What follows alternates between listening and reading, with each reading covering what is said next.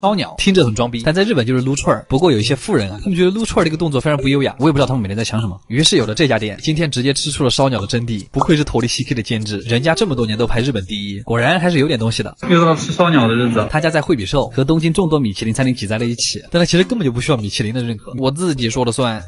一进店你就会发现，越好的烧鸟店，座位会离大酱越近。すみませ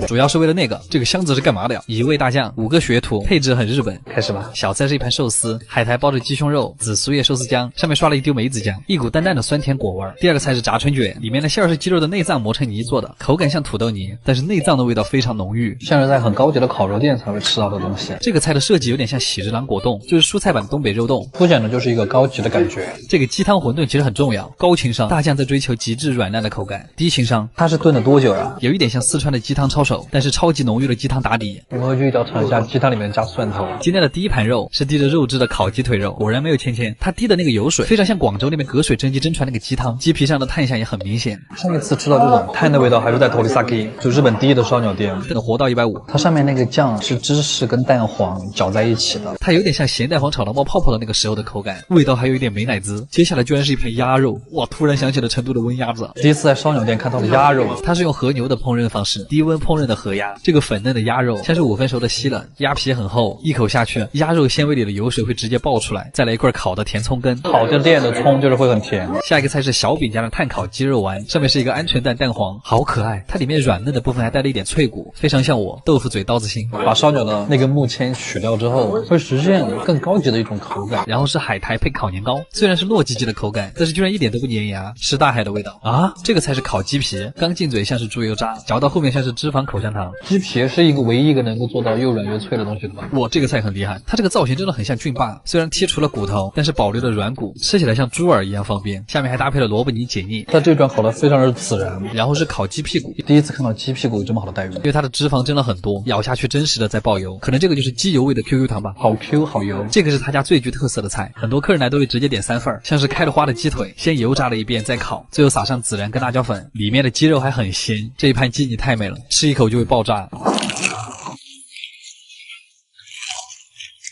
然后是素菜烤红薯，看着黄油融化，还挺开心，就跟日本人很喜欢在西瓜上面撒盐是一个道理，为了让它显得更甜。最后一盘肉是鸡腿3吃，可能因为没有了签子，所以他们家每个菜都很扎实，炭火的味道让鸡肉完全不腻，甚至有点韩国烤肉的意思。最后的主食是鸡汤烤饭团，太牛了，它就是带锅巴的四川鸡汤饭。最后的甜品是一碗刨冰，在日本还挺少见的。吃完之后我发现，这样的烧鸟店真的很适合开在国内，虽然不是传统的串串，也不是特别高档的食材，但是每一盘的设计都很用心，非常的出片。阿基推荐指数9分，嘎么样？真牛啊！东京，它是一个非常复杂的城市。虽然我的账号就叫东京阿基，但是来日本这么久了，我都没有正儿八经介绍过它。所以我就在想啊，如果我只有1天的时间，我会在东京做一些什么事儿？我们和上次的神奈川一样，就从早饭开始。首先，如果你的预算比较足，我真的很推荐尝试一下东京的怀石早餐，服务和体验都特别的好。但是那个什么，作为早餐确实有点贵，如果想省一点，回转寿司也是一个不错的选择。毕竟早饭吃好了，才会有接下来的事儿。代官山是一个很适合上午散步的地方，那家米其林1线的咖啡厅，还有非常网红的鸟屋书店都在这儿，感受一下日本富人区的氛围。而且它的旁边就是涩谷，就是那个很大的交叉十字路口。涩谷玩的地方可太多了，忠犬八公的故事就是在这儿发生的，还有超多的影视作品都在这儿取过景。到了午餐时间，最好不要吃太油腻。这家现烤的汉堡肉我很喜欢，而且也不贵。吃完饭我一般会去唐吉诃德逛一下，它是一个综合性特别高的百货，主要是因为他们家特别的便宜，所以当地人也很喜欢。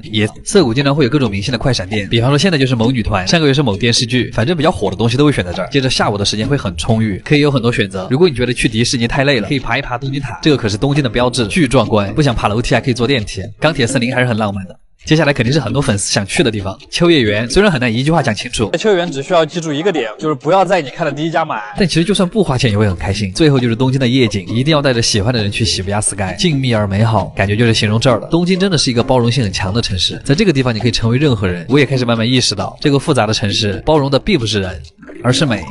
阿基推荐指数9.5分。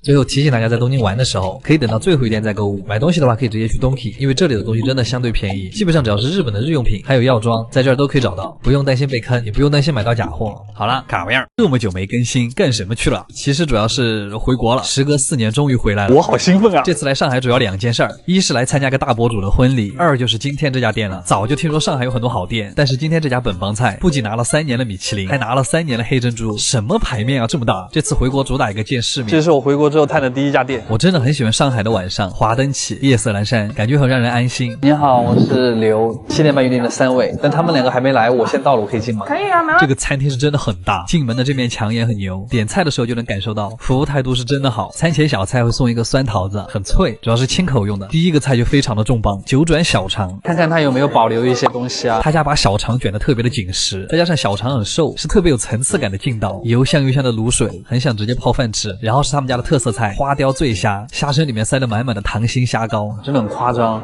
料汁有一种淡淡的梅子味。一嚼它，里面的虾膏会被挤出来，摊在舌头上的体验真的很美妙，但是有点贵。然后这个菜是螺片和田鸡，和田鸡是世界5大名鸡，比我有名多了。淋上料汁拌好之后就可以吃了，厚厚的鸡皮很 Q 弹，而且鸡香特别浓郁。一句话总结就是加了螺片的葱油丝鸡，但这个螺肉确实没什么存在感。然后下面这个菜很厉害，叫红鲟蒸米糕，名字取得真好。简单来说就是猪油饭蒸膏蟹，我也很高兴，它那个红膏真肥美，荷叶的清香也很明显。下面蒸饭用的海鲜酱油特别好，饭的海鲜味特别浓，而且越嚼越香，前肉也很饱满。但这个菜是真的扎实，建议后面再点。然后是一盘煎鱼，鱼皮炸的油脆油脆的，吃起来像蒜瓣肉。然后服务员送了我们一碗福建的卤面，因为是用虾头熬的汤，一翻面那个虾味就扑鼻而来，好浓的虾味。然后这个菜叫姜母鸭，油煎的姜片真的很香，看上去真的很像张茶鸭，但是调味却是生姜汽水。然后这个菜我很喜欢，叫葱烧河鳗，它是把鳗鱼先煎后烧，去骨之后里面塞了香菇。吃的时候我就在想，虽然它是鳗鱼，但真的很像在吃红烧肉，还是肥肥糯糯的那种，舌头一顶，鱼肉就在上膛下面散开了。这个菜是意式炸黑猪，酸甜的调味，显得炸过的猪油更香了，很像零食的感觉。然后最后的甜品是个茶冻，我真的太推荐它这个了，十分收敛的奶甜，配上浓郁的茶香，口感又像很稀的双皮奶，特别的好。今天吃了最好吃的菜，每个菜吃完都是最好吃的菜。删掉这一段。总的来说，这家店吃得非常的开心。如果不考虑价格因素的话，一定常来。阿吉推荐指数8分，卡玩意儿，回国真好。和牛是日本从1956年起改良牛中最成功的品种，也是全球公认的最优秀的肉用牛。所以就算日本人没身份证，但这牛必须得有，就这么拽。又到了吃和牛的日子。今天我们要去的这一家店，它在日本的和牛界非常的有名。其实日本的很多大佬都很喜欢在这家店谈生意。他家在银座，这是一个日本富人很爱消费的地方，好东西很多，但都很贵，可能我这辈子都逛不起。哎，好了，不要讲那么多废话，再讲一点吧。こんばんは。17時半予約した理由です。2人で。こんばんは。こんばんは。前菜的设计非常奢华，一个小木盒子里面装了鱼子酱、和牛、海胆，鱼子酱的爆破感加上海胆的鲜甜，我怎么感觉这个菜可以单飞？我第一次前菜吃出了过瘾的感觉。在他家吃肉的体验会很好，会有一个非常专业的烤肉师。里脊算是和牛里面比较瘦的，但就算这样一口下去都很软，因为它的肌肉里面还是挤满了很多脂肪。里脊也是牛身上最稀有、最珍贵的部位，只有吃里脊的时候才会有那种感悟，原来牛肉本身是有味道的。我感觉是那样嚼一坨不油腻的固体脂肪。后切牛舌是最难烤的一个部位，这一块是舌根肉，舌头上面最软最肥的部分。嚼牛舌真的是一种享受。其实我觉得不仅柠檬更好吃，因为我喜欢粉色部分那个奶味儿，又韧又软，也只有和牛的牛舌才能做到这种感觉。每一次吃横膈膜肉，咀嚼的每一下里面都有水冒出来，你能喝到牛肉汤，而且他家每一块肉的调味都不一样，淡淡的孜然味就很像烧烤。他家的沙拉真的很厉害，是用熟成的牛舌来做的，当然还是沙拉。下个菜，烤和牛虽然真的很好，但是多吃2口就会很腻。